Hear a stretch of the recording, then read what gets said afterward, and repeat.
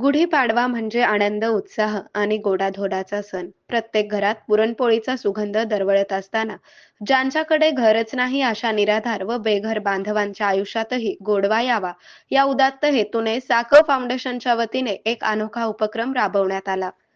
संस्थापक अध्यक्ष डॉक्टर जगदीश पाटील यांच्या संकल्पनेतून गेल्या 14 वर्षांपासून सातत्याने हा उपक्रम राबवला जात असून यंदाही सोलापुरातील सुमारे 100 बेघर नागरिकांना पुरणपोळी, दूध, कटाची आमटी, भात, जिलेबी, पिण्याचे पाणी तसेच उन्हापासून संरक्षणासाठी पादत्राणे यांचे वाटप करण्यात आले.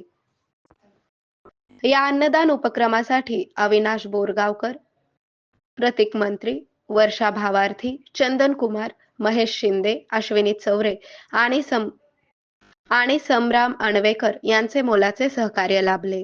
तसेच उपक्रम यशस्वी करण्यासाठी राहुल बिराजदार, सिद्धाराम आळंद, तय्यब शेख, मरीस्वामी जगले, आदिल शेख, अकिल हिमोने, सोमशेखर चिनवार, शक्ती कोळेकर, सौरभ कोळेकर, विष्णू भोसले आणि मृणाल गोरे या साखवच्या कार्यकर्त्यांनी विशेष परिश्रम घेतले. आरोग्य म्हणजे केवळ औषध नाही, तर निसर्गाच्या योग्य उपचारांनी मिळणारी खरी आरामदायक अनुभूती. सोलापूरमध्ये निसर्गोपचाराचं विश्वासाचं नाव लिमये निसर्गोपचार केंद्र. इथे उपलब्ध आहेत विना औषध उपचार पद्धती, ॲक्युप्रेशर, ॲक्युपंक्चर, कपिंग आणि मसाज थेरपी.